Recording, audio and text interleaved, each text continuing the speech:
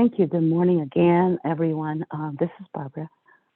Um, we have been talking about for the last 2 weeks the 10 Commandments, or as they are also called, 10 utterances, 10 sayings, 10 guidelines.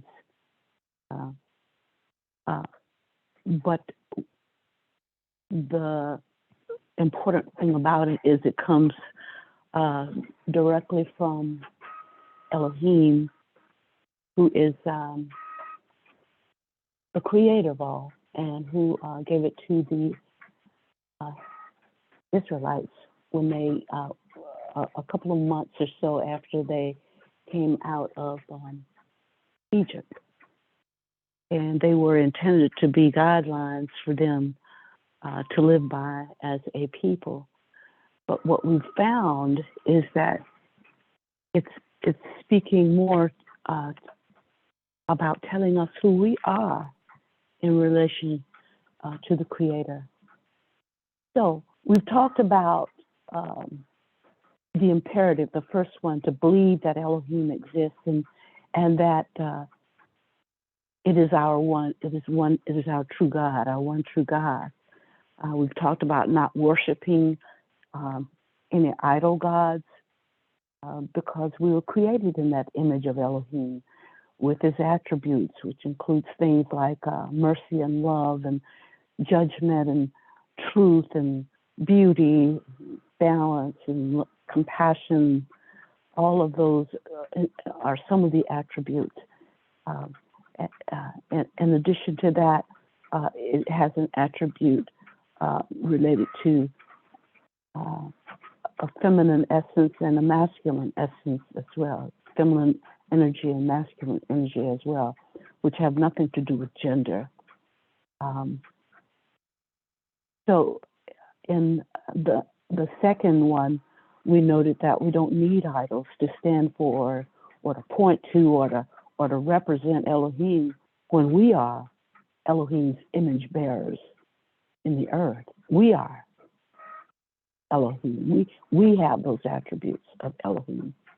So we're not to make or worship an idol, because to do so would sort of violate an agreement, a covenant that we have, a covenant relationship with Elohim, to be faithful and to function in the same way as Elohim, but in this earth realm. The third thing had to do with not taking the name of the Lord in vain. So knowing the Most High, the Elohim, the one that has no limits, the one that's boundless, the one that's all powerful, knows everything, is everywhere, all at the same, all the time, anytime, every time. This being, its reputation and its name is the same. Its name is its character. And to do anything that takes this name, this all-powerful creator of everything that is, to lift up its name or to empty its name of its majesty and its power and its authority and its masterfulness in a flippant manner, in a frivolous manner, in an irreverent manner, is taking its name in vain. So its name is its character. And we will not use its name in a false way. Because when we do that, we steal we steal its essence in a sense. Or we kidnap its essence in a sense. So the issue with not taking the name in vain is to not do it and to approach it with reverence. Then yesterday, not yesterday, but we also talked about remembering the Sabbath to keep it holy. And we talked about the fact that the Sabbath, the remembrance of what God did, what Elohim did when it created the earth in 6 days, and on the seventh day it ceased. The Sabbath came out of that part that related to ceasing, and the ceasing had nothing to do with the Elohim being tired, or tired as we know the word. It had to do with looking at everything it's made and finding that it was good. So the Creator, who made everything in 6 days, asked us, told us, and is saying to take the moments to remember what it did. But there was also an issue of I worked. In other words, there was motion, and then there was ceasing. And it was a template for us as well, because again, remember, we are Elohim. We are Elohim in the earth realm. We are the manifestation of Elohim. It was a template for us to do the same thing, to take those moments to remember what the Most High did, and to remember and balance our work and our motion, our motion and our resting, as the Creator did. And so this was sort of like an opportunity to create space to remember the sacredness from which we came. We talked about the fact, though, at the Sabbath is that the evening and the morning was not closed as it was on the previous days, so that we are currently in the Sabbath itself. And so it's no longer about taking one day, remembering who we are and how we were created is a continual thing. Saying number 5 talked about honoring father and mother. And this saying reminds us to honor the feminine and masculine principles in Elohim, but in ourselves as well, because we are made in that image.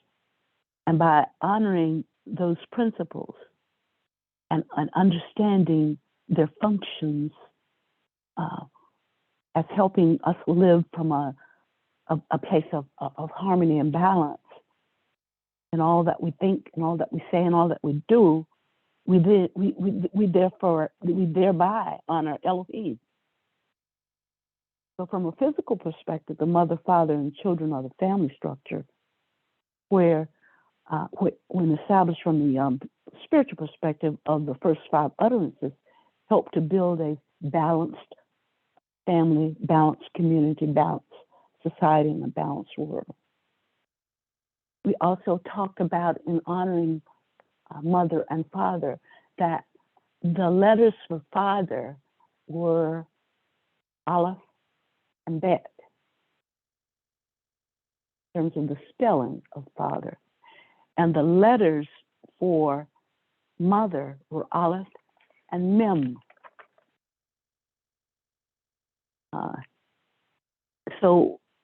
And Pastor talked a little bit about those letters yesterday, but I wanted to look at, well, okay, if the father is the first and the leader of the home, that's what the father represents, the provider, and the mother represents the one that binds the home together, the nurturer.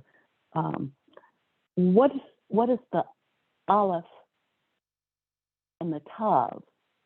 That would be the first and the last letter of the alphabet. And when I looked at that, and I just did a cursory look at that, I have to do a little bit more in depth, but it reminds us of the Greek Alpha and Omega, wherein Jesus was represented in the Gospels as the Alpha and the Omega, the beginning and the end. And so if Aleph and Tav are the beginning and the end in the Hebrew alphabet, then it's pointing to the Father, the spiritual Father, Aleph, and that spiritual Mother, Aleph, and Mem, having the spiritual child, Aleph and Tav, which means that, as we remember in John, Jesus says, "I am the first and the last." Beginning in the beginning was the Word, and the Word was with God, and the Word was God. It implies that all from everything that Yahshua was embedded in the beginning through to the end. So what the first five, and I'll see if there are questions in 1 second. What the first, maybe a little bit longer than a second, what the first five things are doing and did were reminding us of who created us, and that being its created manifestation in this earth realm, who we are. So it's all about us, and us remembering from whence we came, and honoring the Creator from whence we came, but also honoring the Elohim that we are. We keep it in perspective by knowing that the Master of the universe created us. But the Master of the universe, the Master of everything created us to be its representative, its manifestation in this earth realm. So I'll stop there and see what you've been thinking about, see what you have comments about, and we'll go from there.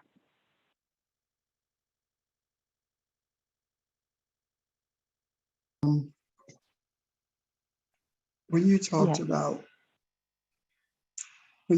about Aleph and Tav, the first and the last, the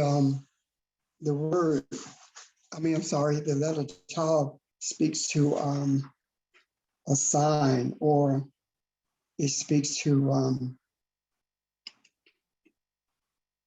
the law. And in doing so, is speaking to the concept that between Aleph, which is Elohim, and Tav, everything exists based upon the law of Elohim. And it speaks also, the letter Tav speaks to a sign. In other words, it's something that's internal, but is recognized externally.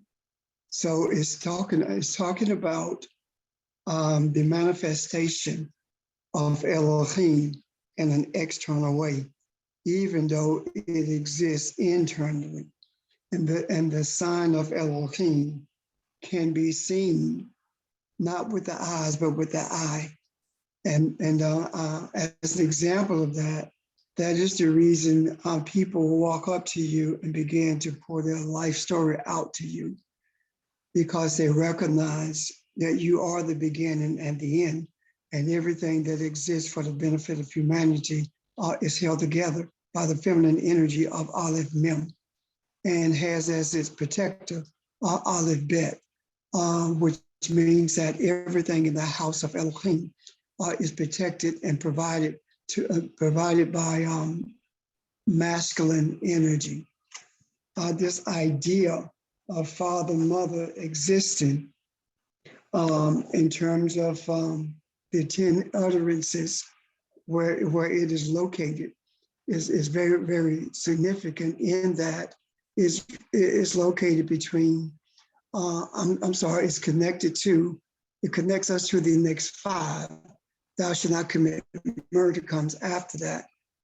It is significant in that it speaks to the state or the essence of the mindset of the East, or shall I say more directly, it speaks to the African mindset that father, mother, honoring their father and mother, honoring them is not just relegated to the biological connections that we have through birth, but it speaks to the energy of parenting.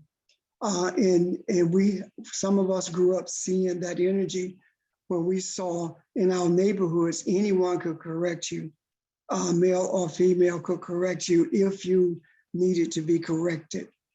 This is different than our ancestors respecting elders. Elders are to be respected at all times, whether they're correcting you or not. However, when we look at father, mother, when we look at the honoring of them, we are talking about the honoring of them based upon the guidance that they give to us. So this is a wholly spiritual thing that is manifested in the natural or manifested in an external manner. It is a sign of our embracing and respecting the essence of who we are and how we were fearfully and wonderfully made, and also embracing the reality that instilled within us is a wholesome respect and for those who bring correction to us. And on the heels of that, when we look at that respect or that honoring of father, mother, and mother, what we actually began to see, I do believe, is the reason that we are not supposed to commit murder. And then it goes into the other aspects of the five that relate to us in a not purely natural sense, but in a more natural sense than the first five do. Does that make sense, or any questions about that?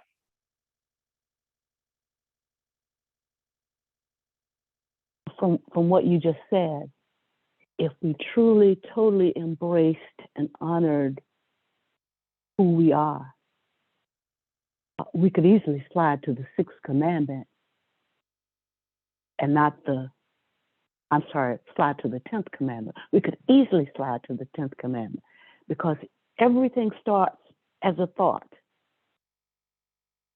as an emotion and a thought. And when we can control those emotions and thoughts, we would never get to the physical manifestations of murder, of lying, of kidnapping or stealing. But Elohim knew the people it was dealing with, and thereby gave us the other five in the way they were laid out. But if you think about it, really, if we truly accepted it and knew how to control our thoughts and our words and our actions, then the other five would not ever manifest. You think Elohim understood that it was dealing with imperfect beings, even though a perfect entity created the human?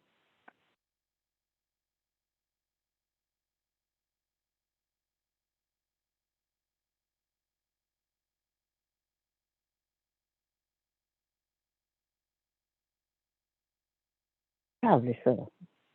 It wasn't really rhetorical. It was just a thought-provoking kind of question.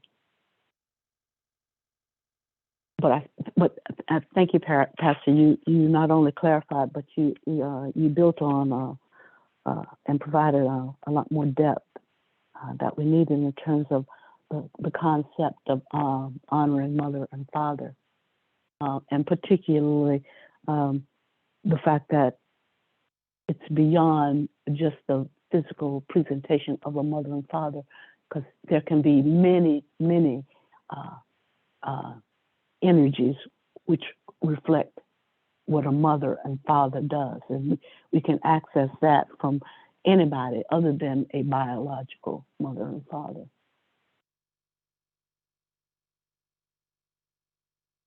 Are there other questions? Pastor, you got anything else? Not at this moment, unless you have questions. Comments, questions? I would like to see if it's clear, ask if it's clear, the understanding of that one. The reason I raised that is because yesterday when I asked how would we explain that, is because I recognized how difficult it was to explain it in relationship to the others that we had talked about. So I would like to know.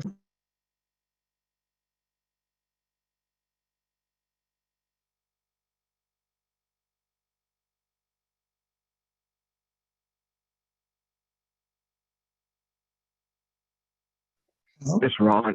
I don't have a question. Yes, I was trying to no avail. I guess I was trying to look up and see the spelling of a boom, and see if it is the same letters. Because of how Pastor explained that, it just all made sense.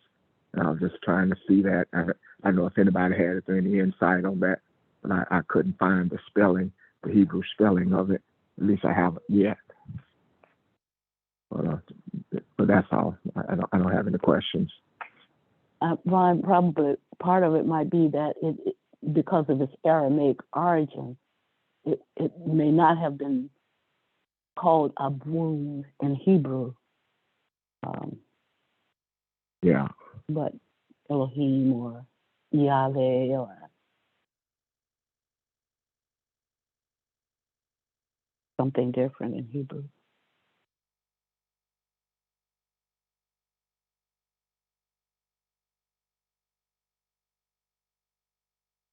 I feel like with the pregnant pauses and the silence, I feel like I don't want to move at this point until you process and in processing, questions come up in processing. It's important. It's important. If we get these first 5 guys and understand what they are and who we are in them, the others will. We're going to quickly go through those. I have a question. Good morning. This is Audrey. Good morning. We've said utterances and we've said commandments. Are they commandments in the way that we interpret that word? Or do we have a choice? I mean, We do.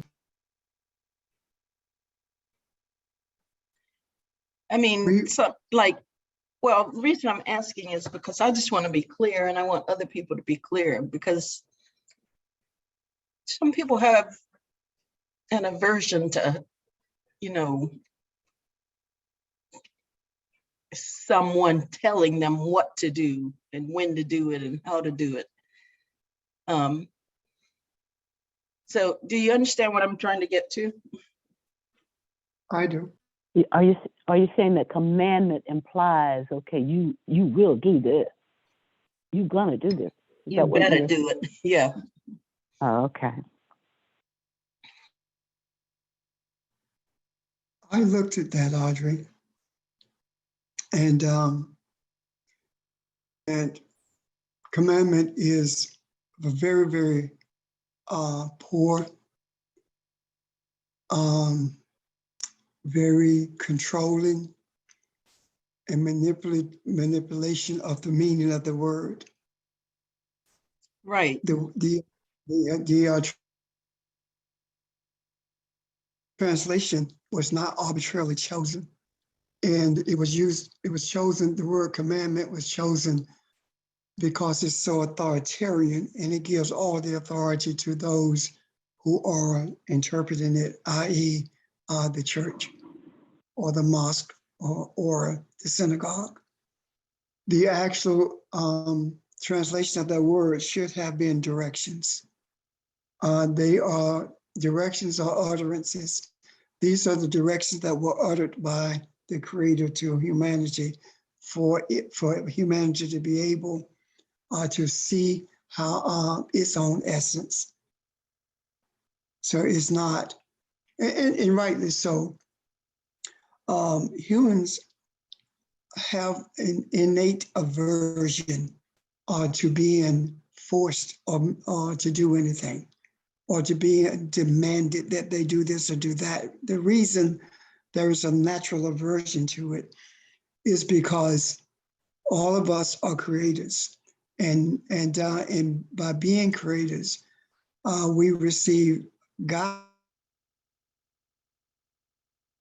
from each other as opposed to demands. And it is not coincidental that the more you demand a child do something, the more apt they are not to do it.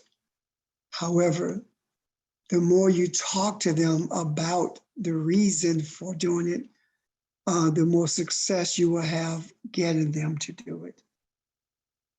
I hope that helps. Yeah, it does.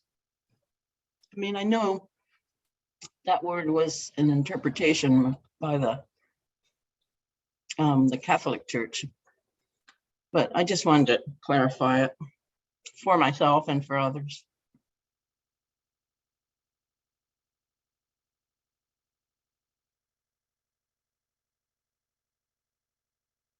Other comments or questions?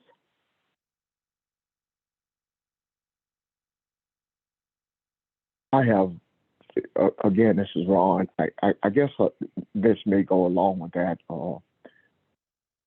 I thought it was interesting that, I think it's interesting that the timing of this, meaning this wasn't the first day out of Egypt that this was given, or it happens after some time, some events have taken place, and it's almost like I want to see where you are, or if you are committed to this, or how serious you are to getting to know me being the creator, how serious you are to getting to know who you are and why you have felt the way you felt, why you have felt confined all these years, why you have cried out all these years. And this is kind of fits into answering that and showing you who you are. So, when Pastor said these are directions, I see that in that vein that you have shown me that you are ready to receive this, and hopefully, if you can see this as somebody pointed out earlier, when they said that which you have shown us we will do, if this is truly something that you buy into, this is the guideline to get you to the place I want to take you.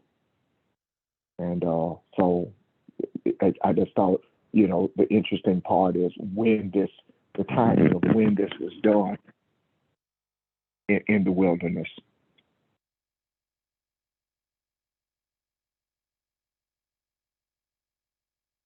Thank you, Ron. And the sources that I've been able to identify, again, say this was anywhere from 2 to 3 months after they, from 6 weeks to 3 months after they left Egypt.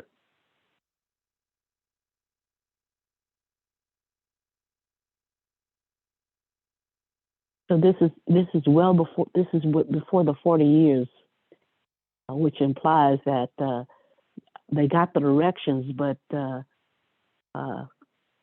was still much to be learned by them, since it took 40 years to take that journey that should have taken much, much, much less, a matter of days, actually.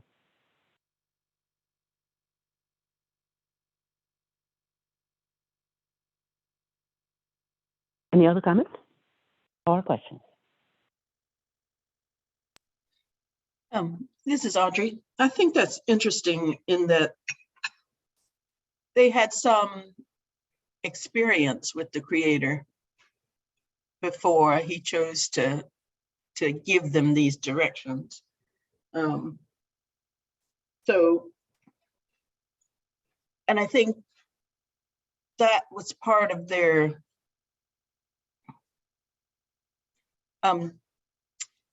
they took on these utterances out of experience, although limited, rather than just being told what to do.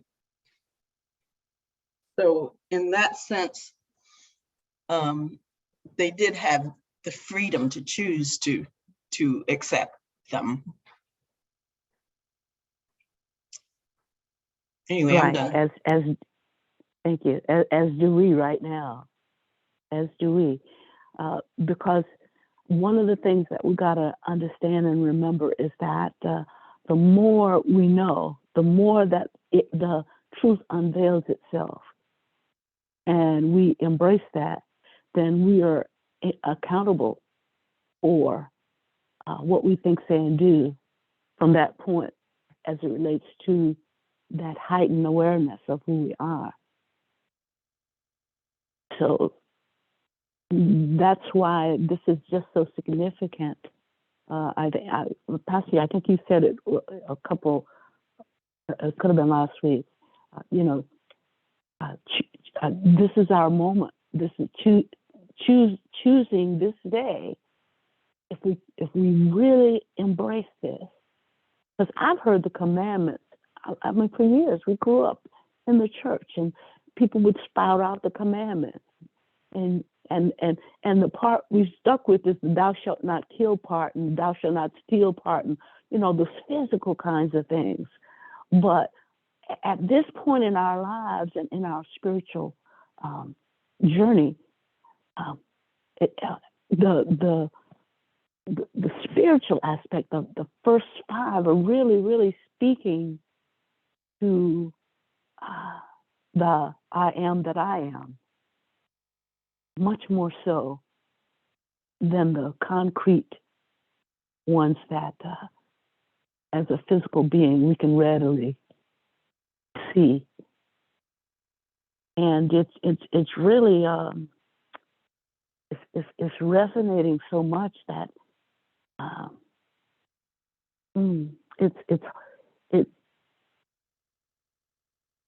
it's harder to think about the physical ones represented in the second tablet or the second five.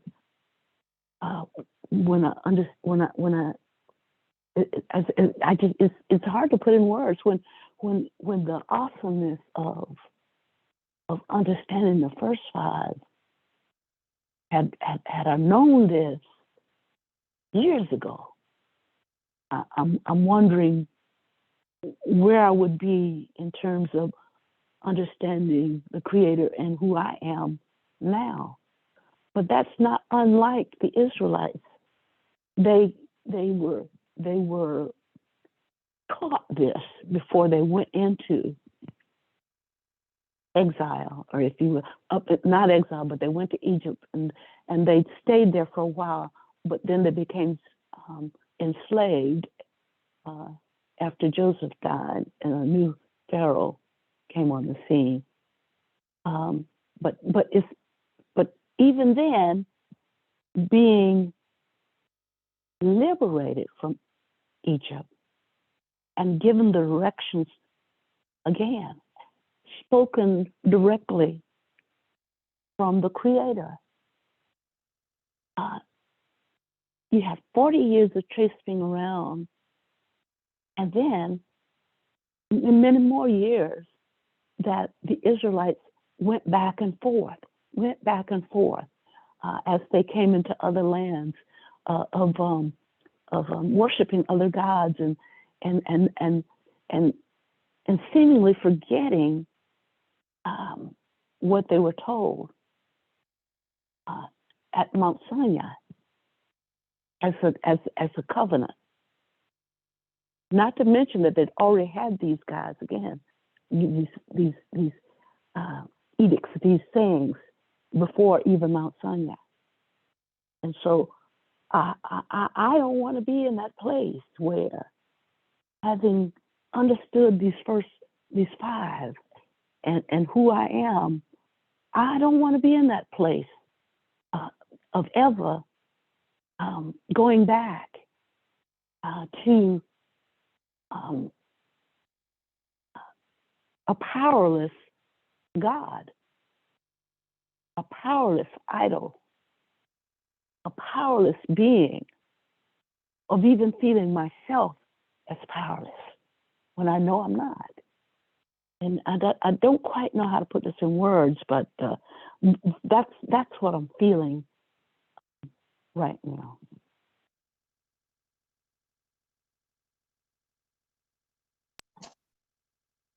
I guess Barbara, one of the go ahead. Someone. no, go ahead. I'll wait. I'll be brief, Pastor, because all I was going to say, just listen to her, what Barbara was saying is, it almost sounds like the utterances, basing on her explanation and looking at the history of this, is it becomes personal. All the other things, all the invitations, all those events that happen is almost, prior to this, I am the Lord thy God. I am the one you've been praying about. I am the one you've been searching for. I'm the one you've been talking to. But this, it becomes individual. This becomes the internal part of it, that I look inside as opposed to looking outside of me and seeing the plagues and looking at what happened in Egypt. This becomes the internal part, that I recognize that the thing that I've been searching for has been in me, and now I need to familiarize myself again with.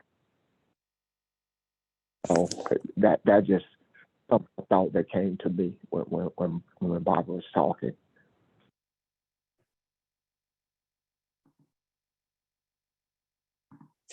Thank you, Ron. The personal part of it is undoubtedly part of what I'm.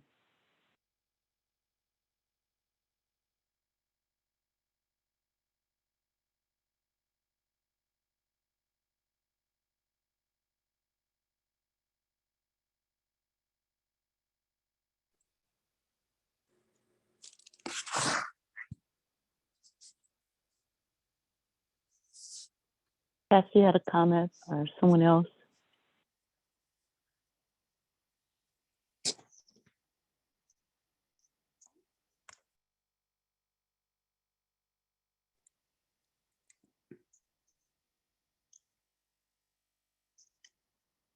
I don't know if we lost Pastor, or is there Pastor, someone else who was going to Are you comment? on mute?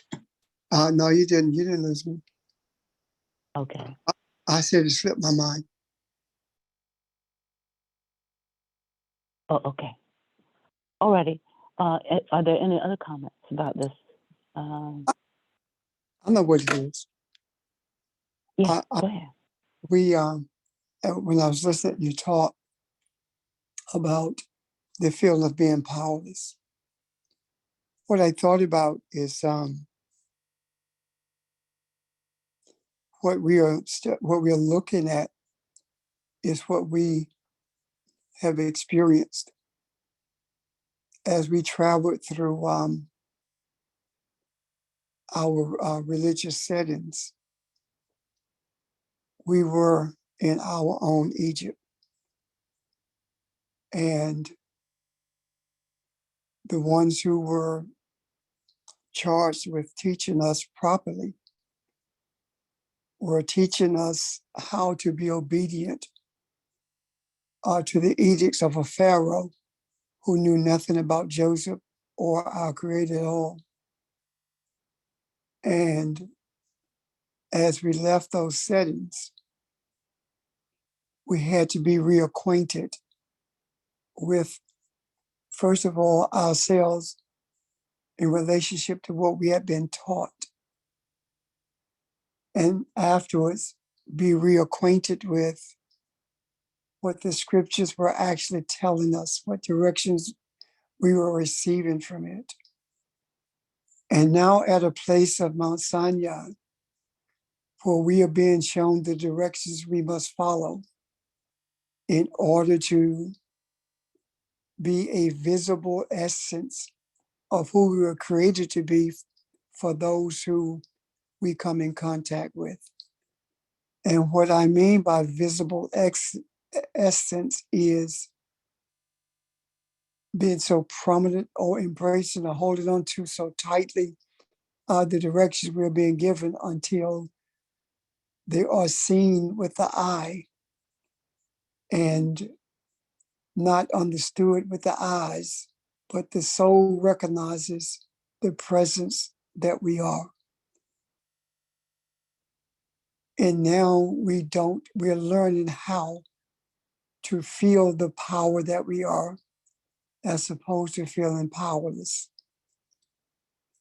An expression of feeling powerless is when we look at the things that are taking place around us, the voter bill, the poverty, all these things that the fight against teaching the history of the African, all of these things are there to make us feel powerless.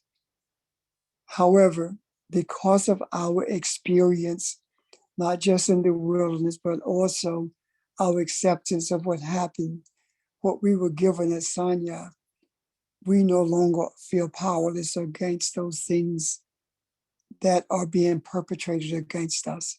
We recognize that we are the power to change them. We don't have the power to change them. We are the power to change them. That's what I want to say. Thank you. Thank you. Thank you very much. All right.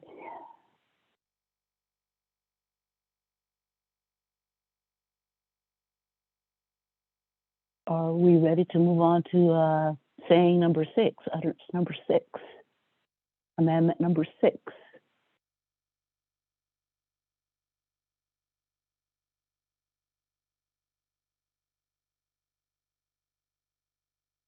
Okay, then, this is Exodus. And you will note one thing. After honor your father and your mother, you go to Exodus 20:13. It puts several of them together, i.e., murder, adultery, stealing, false witnesses. All of those are in verse 13. So we will take the first one in verse 13, you shall not murder, and see what we hear, and hear what we see in this.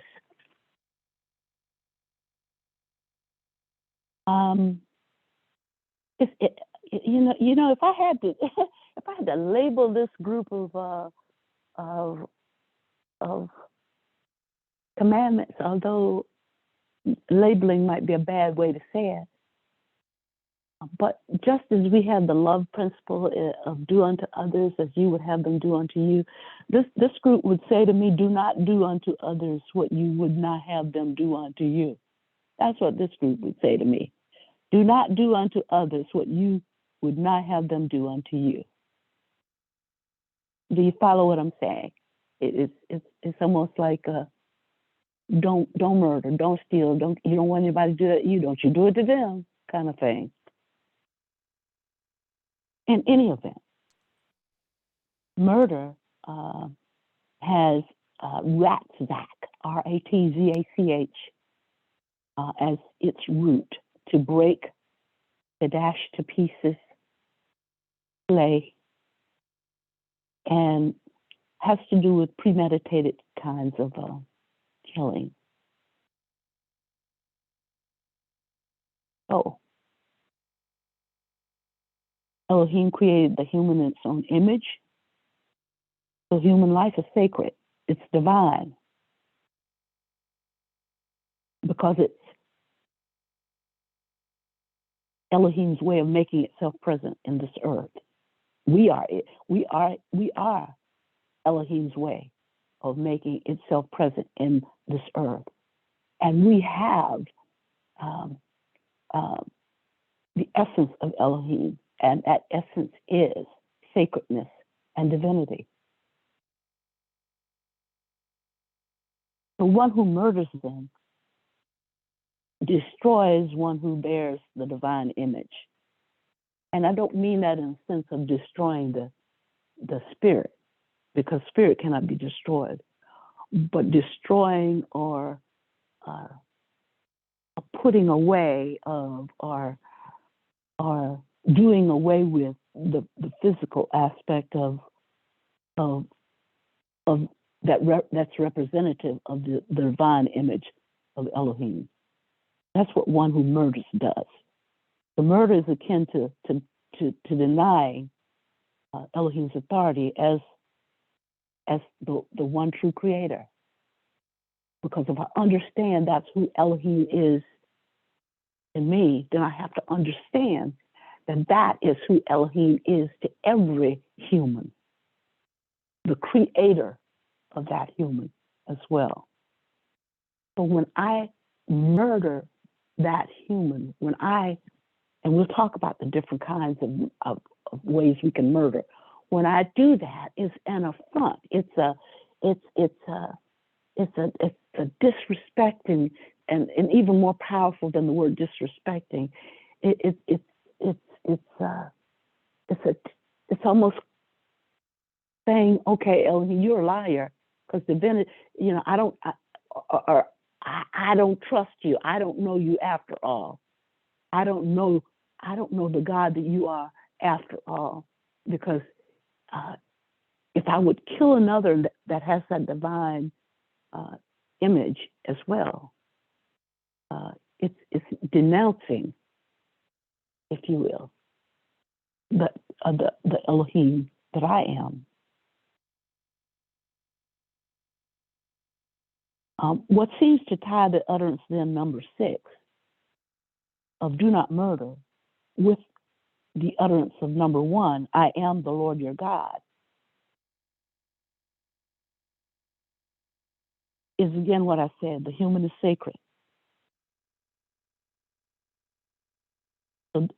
So murder is an offense to Elohim. Go ahead. Barbara, this is ST. So yeah, going back to what you said, once we realize we're Elohim, we know who we are. When you just said that just now, our mission is to make the connection awareness. And so when we're murdering someone, we're trying to disconnect them from who they are. And that's the opposite of what we should be doing. And so when you said that, it just kind of clicked that, our goal is to unify. And when we're murdering that person, not only are we like sabotaging or sacrificing their character by words or whatever, but we're also attempting to disconnect them or divert them from really understanding who they are. And in so doing, at the time we do it, we disconnect ourselves. Right. So murder not only means to kill physically, but to slander somebody, to gossip about to kill physically with premeditation. It also means to slander, to gossip, to destroy someone's reputation, their hopes or their ambitions. It's character assassination. It's publicly shaming them. All of these are ways that we can dehumanize and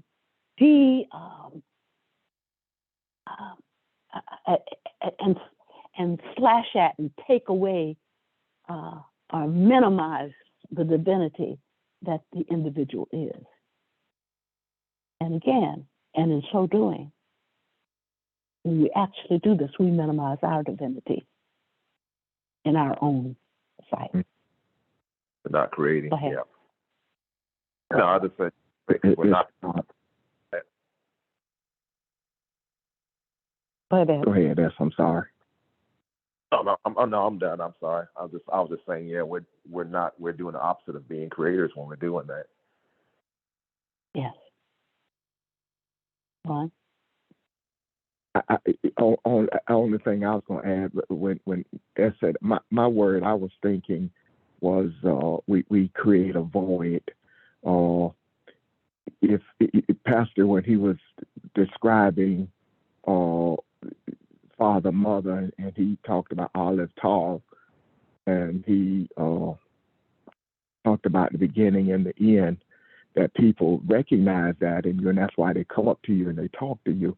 But when you destroy that person, or you do it through gossip or whatever, murder is talking about something that's pre-planned, whether it's character assassination or the physical thing. But you leave a void there if that person is no longer there, if that light is no longer there, or it has been taken away, and the biggest murder I think of is what is being done or has been done throughout the centuries to the African. If this is the spiritual essence of the earth has been void of that vibration for years, and we are becoming aware of who we are, and rekindling those relationships with the universe, and bringing that light back, and bringing things back into balance. So murder to me, it can be pretty deep, and it can create a void that can be mended, can and should and will be mended, because it is a spiritual thing. But it hides the light that from others for the enlightenment that others can see. So I hope that made sense. Yeah, and I would add to that, Ron, that those vibrations are much more dense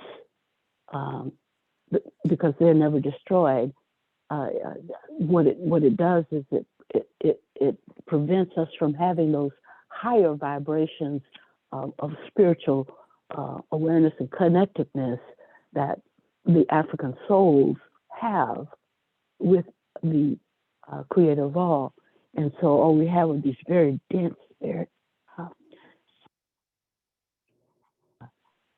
low-level vibrations that continue to feed negativity rather than create light.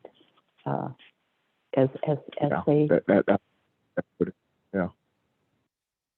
Okay. And we've heard someone say something like, you know what, someone might hate someone so much that they say, that person is dead to me. I mean, you might have families who say, Uncle so-and-so is dead to me. Those kinds, that's murder. Because you already, everything begins with thought anyway. And so that's even though you haven't touched Uncle so-and-so or Aunt so-and-so or cousin so-and-so, that is murder. That's cutting them out of your life, out of connectedness, out of attachment. So this is not this is a serious thing, because it's directly across from, I said, the first commandment. Because if you would cut off the human, by murdering that human, it's almost like you're disconnecting and cutting off from the source of all things. And that source is what gave divinity to me, as well as to the individual, perhaps, that I murdered. So it is a serious thing. As we talk about this, go ahead. I thought you were finished. Go ahead, Bob. I'm going to get into one that you might want to help with as well. Religion can murder by perpetuating false doctrine. It can murder by cutting us off from knowing who we are. And the false doctrine is you can't be like Jesus, or you can't do this, or you can't. That's murder. It's cutting off our connection at a much higher vibration when we embrace that lie. I'll leave it there for now. Anybody? That's exactly where I was headed. The idea of church, religion, Christianity, Islam, Judaism, all of them have a policy of murder. And that policy of murder is excommunication. If you don't agree with what I believe, you get excommunicated. If you challenge what we say the truth is, you get excommunicated. That's a policy of murder. And that is the reason there is no truth in those settings, because the very life that is truth has been cut off because of that determination to be murderers by virtue of excommunication. That's what I want to say. Thank you. Other comments, because I want to go in a little bit different direction while still talking about the essence of this topic. Go ahead. I just wanted to add on a little bit about murder. And as we were talking about it and the cutting off, I was thinking about it's essentially the same as any of us damning, and I mean that word literally how it's, I guess, meant to be used, damning a part of our body and essentially cutting it off. If I were to hate my foot and cut it off, that in the same way as you mentioned, separating ourselves or cutting ourselves off from all of creation and the creator is in the same way of cutting off a body part because we're upset with it. And I just wanted to give that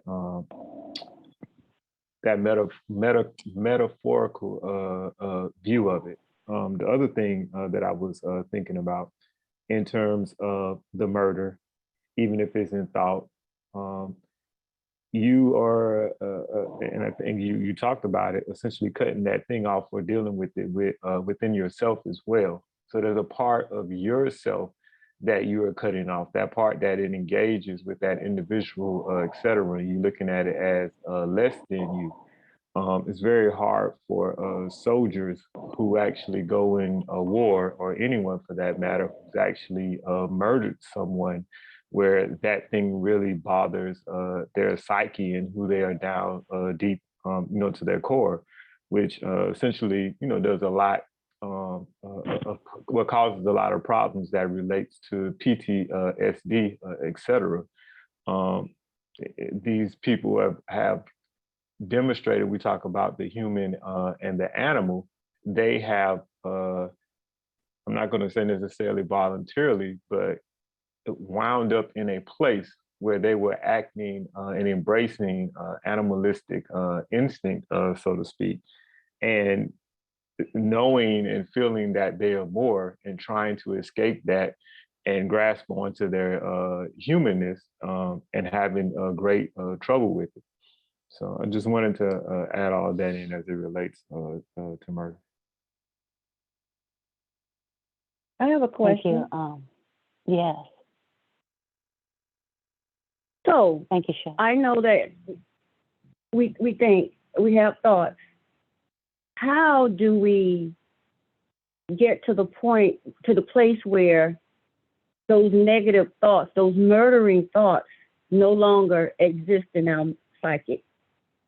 Because sometimes I have thoughts like that a lot of times. And I do want to get to the place where I no longer think that. So how do I get to that place where I will not have those murdering thoughts? The quick answer, and definitely anybody else can respond to this. When we murder someone, when we damn them, we're essentially not engaging them, but just trying to get rid of them, so to speak. In the same way, for example, our society automatically that has any citizen, anyone that is not abiding by the rules or whatever that that we prefer as a society. Not saying me, we just throw them in jail or prison or whatever, and try to discard them. So in the same way as we're talking about murder, we're talking about engaging that person or that idea, whatever it is that individual actually represents.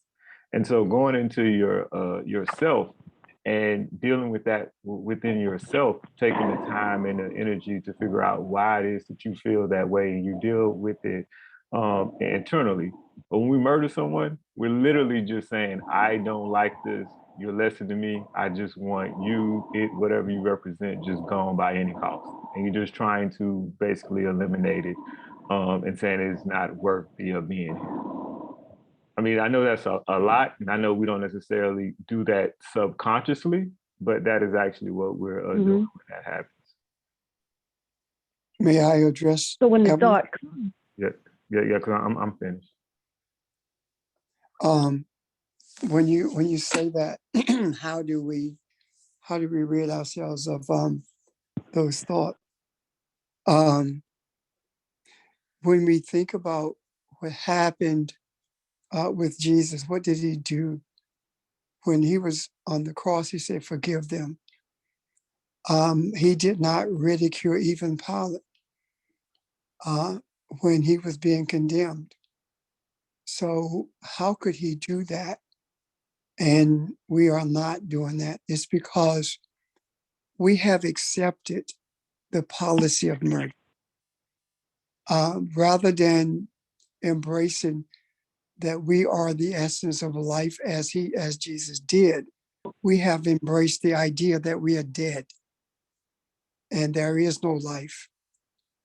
And the way we've done that is by embracing the policies of Christianity and other religions and other policies in societies that see the African as being non-human. We don't have to say we are non-human. However, if we embrace the policies and seek to become like those who say that we are non-human, then we have embraced the policies of death. When we become aware of our essence and we be regenerated so that we can truly and sincerely embrace that we are the essence and source of life, it is at that point that we began to cease murdering people like Trump and McConnell, etc. It's the policies that they are perpetuating that we seek to change.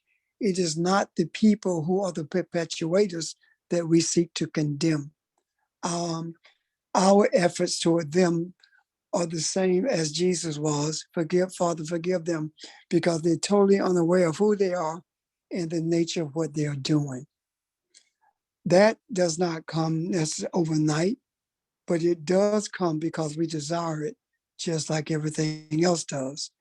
If our desire is to be angry, or if we get pleasure from being angry, then it is more difficult for us to remove ourselves from a policy of murder and embrace the reality of life. And there are some other things I would add to that, but not at this moment, because I want to see if I'm clear with you, Evelyn, and others who had that same question. yes, yes. And I have one more quick comment to what Pastor Richard was just saying. In terms of no matter how, whatever happens or transpires between us or whoever else, he mentioned Trump, McConnell, whomever. In that moment, no matter how we may feel, and that don't mean we may not care at all for what they're doing. It also may mean that we are extremely angry or whatever. To actually think, in spite of that, you still are worthy. And I mean, in terms of our thoughts or how we feel about that particular individual. It doesn't even mean that we have to talk to them. That doesn't mean, like I said, that those emotions that might be raging emotions are not present. But still, in spite of that, you are worthy or living or you are worthy. In the same way that I imagine people can be completely enraged with something that their child has done, but at the same time, you are still worthy of love. You are still worthy. Okay.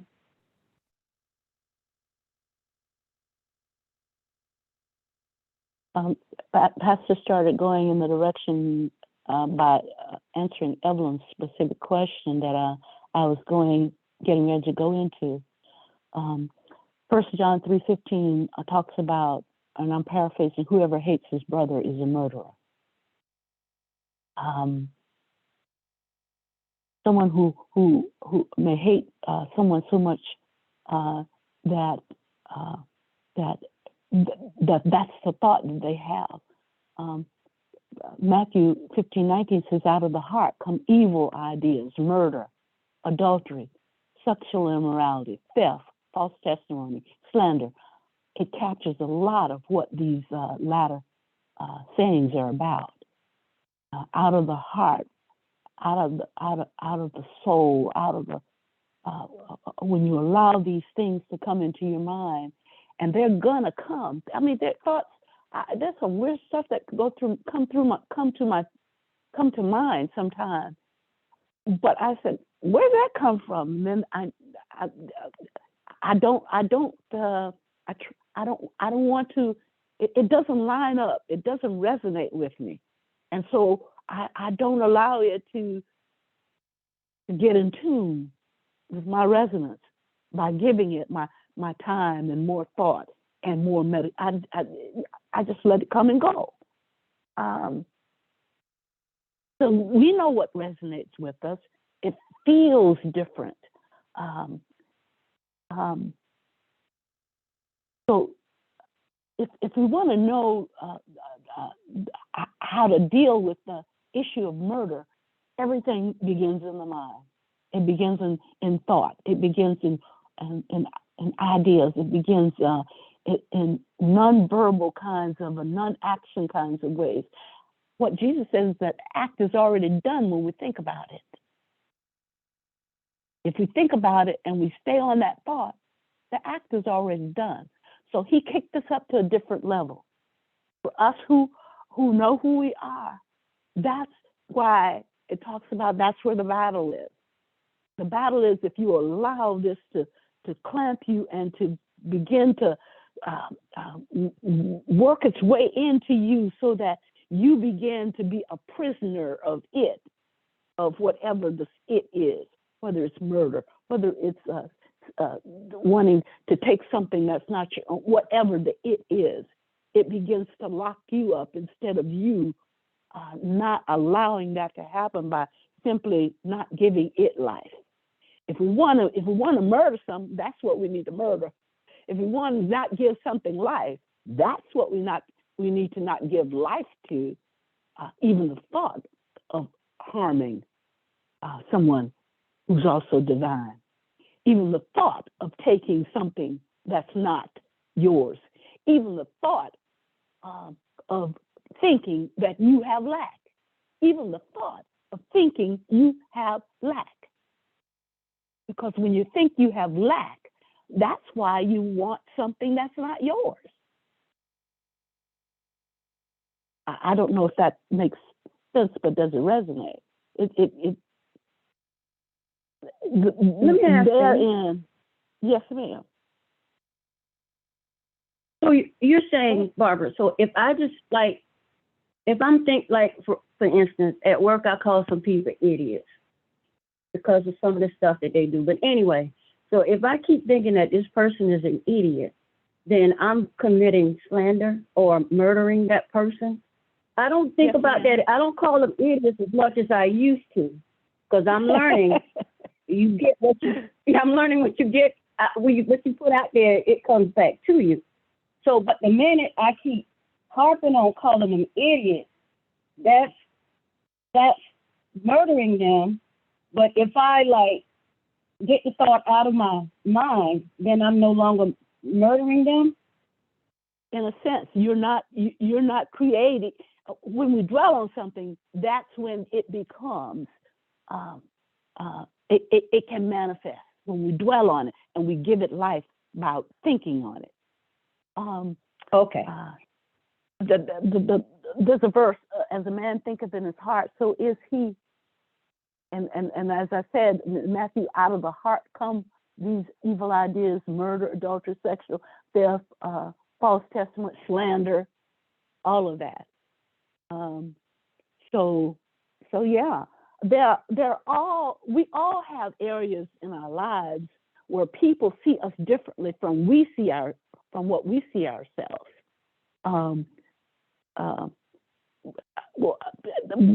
But as I said, Jesus kicked it up a notch when he said, even your thoughts vibrate, even your thoughts have resonance. And so that means something as well. And so how long are you going to go ahead and let your thoughts pick that, pick that strand of that guitar, if you will, instead of just moving on? If it sounds hard, if it's a harsh sound, move on. If it grates against who you believe yourself to be, let it go. Let it come. It's gonna come. Thoughts come out of the, I don't know, wherever. But again, you don't have to feed it. You don't have to give it life. Go ahead. Our thoughts come from your environment. Example, those of us who have been together for a while see things quite differently and speak about things quite differently than we did in the past. And we speak differently about them than those who are still in that environment and embracing the environment. When we are able to contend with bringing life as opposed to death more frequently, then we become that source in the macro that maintains life, and our thoughts in regards to those things which murder become less frequent. And we begin to catch ourselves when those thoughts rise in us, because we recognize their source and the damage they can do. The whole idea of where we are now is a place of receiving directions as to how we are to be functional in this earth realm when we embrace the eighth sense, when we embrace the reality of the essence of who we were created to be. What happens is, as we move through an understanding of these principles, once these principles have been shown to us, and when we get to the 10th one, the 11th one will be a summation of all 10. It is at that point that we see the personality of the human with a clarity that we've never seen it in. because if we think about it, the first 5 declares how we are functional as Elohim, or what's expected of us, rather, when we embrace being Elohim. And the next 5 are presented to us as to how we are to be functional as a human, which means that there is functionality spiritually and physically. And in doing so, it begins to minimize the thoughts of detriment. The more we embrace Elohim, the more we embrace these directions, the more we are in tune with the melanin that we are. Melanin is simply a chemical manifestation of life itself. The reason it is not talked about is because of the greatest source of melanin. And the more we are in tune with the melanin that we are, the less in tune we are with the thoughts that we have been given from those who have the least amount of melanin. And then we begin to recognize that it is we who are supposed to transmit to the minimum amount of melanin what truth is, in order for those who are less melanated to become more like the essence of Elohim, rather than us being the essence of those who are less melanated. And when I speak of melanin, I'm not just speaking of skin, I'm speaking of functionality and the lack of functionality. And regardless of what we may think about it, it is the truth. And that is the reason the least thing that you, or the thing that you don't learn in science, biology, or even med school is an understanding of what melanin is, because it is not within the interests of those who seek to dominate, those who seek to be superior. It's not in their interest for us to understand what melanin is, because when we do, it is at that point that we begin to embrace the beauty of our being and the power that we are and the creators that we are, with the understanding that we are to bring this creativity to those who have little to no creativity at all that benefits humanity. Thank you. Thank you, Pastor.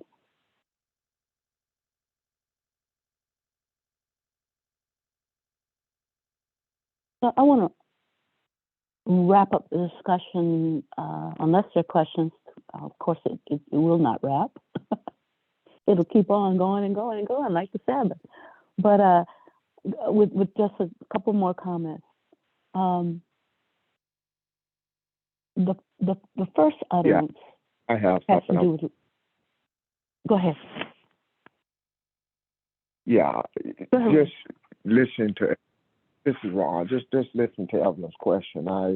As you said, those thoughts going to come, and I appreciate everybody's answers. It's something too that I struggle with, and it's not as bad as it used to be. As I listen to Pastor's explanation, and look at it as plainly coming to a place of maturity spiritually. But sometimes I don't catch myself all the time. Like Miss Barbara said, you say, "Wow, where did that come from?" And you catch yourself, but sometimes I don't.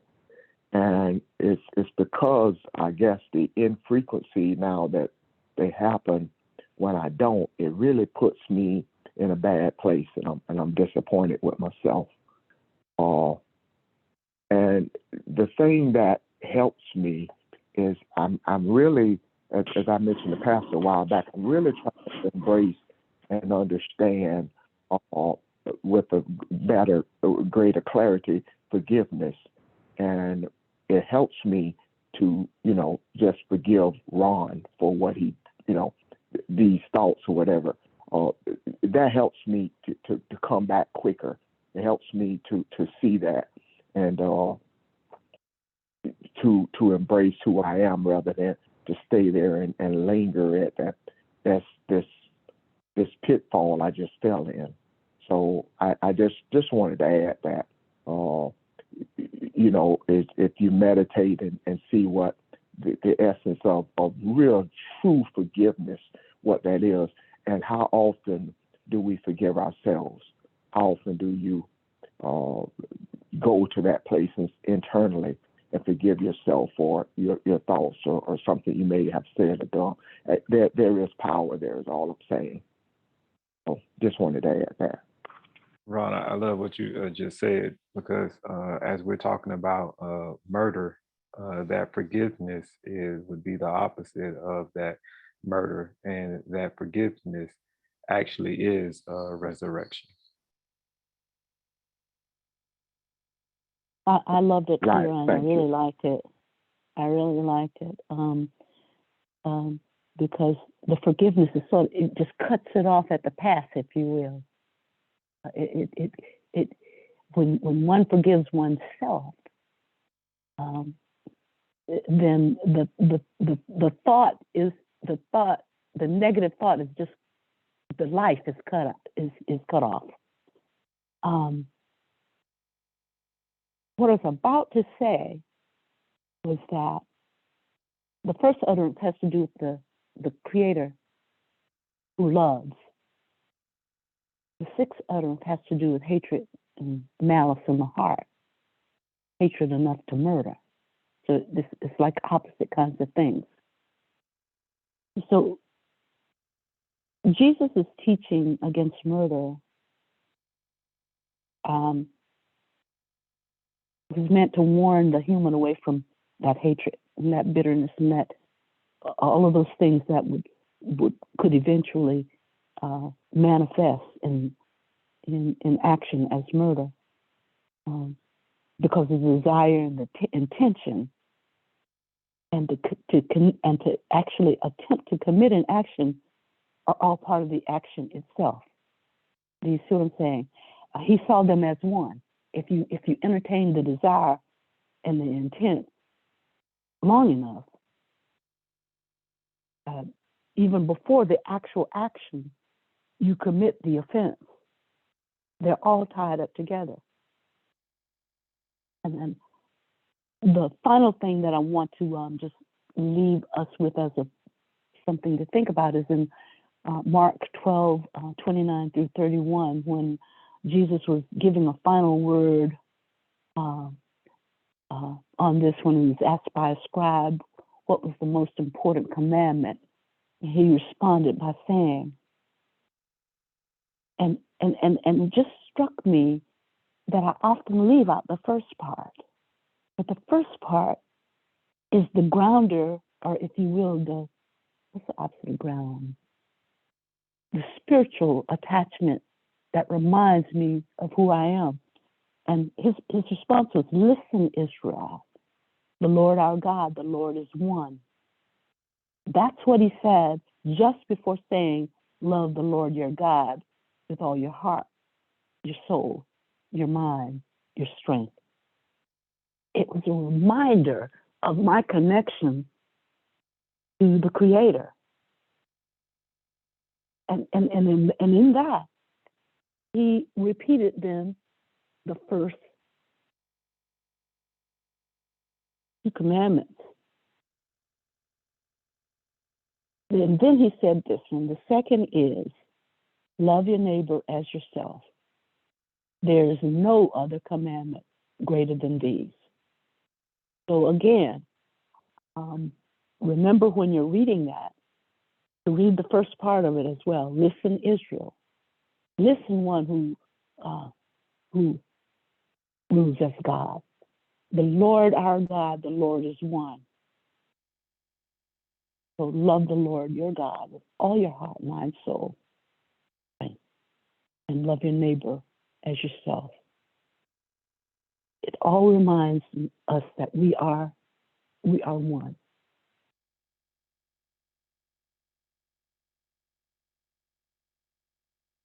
Other comments? Thoughts? Miss Barbara, this is Angela. I just wanted to make a comment. ma'am.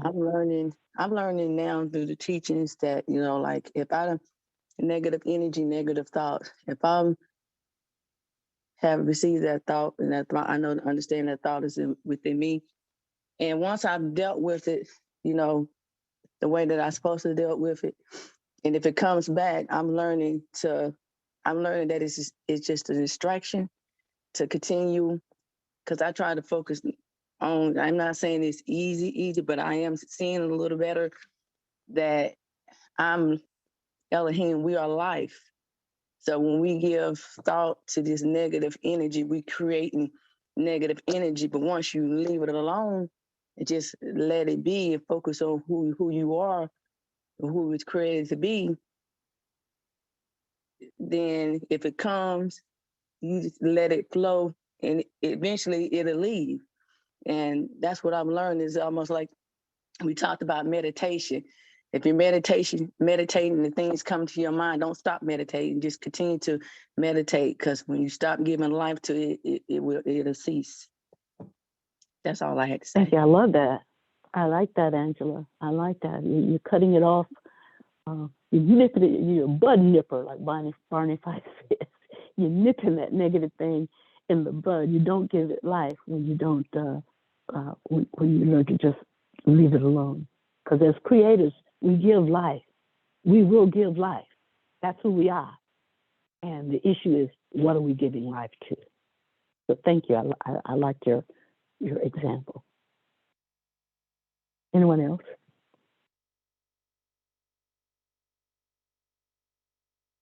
All right. Let's think on those things. And tomorrow we will start with questions and see if we get into another saying or not. Whatever happens is what we will do. So however truth unfolds itself and reveals itself, we will be ready to listen. Thanks, guys, for your attentiveness and your sincerity, and for your encouragement. I do appreciate that. Have a great day. Thank you. You do the same. Thank you. Thank you. Thank you. Thank you. Bye, everyone. Thank you. Bye, everybody. Bye-bye. Bye, family. Bye. Bye. Later. Bye, Nick. Nicolay.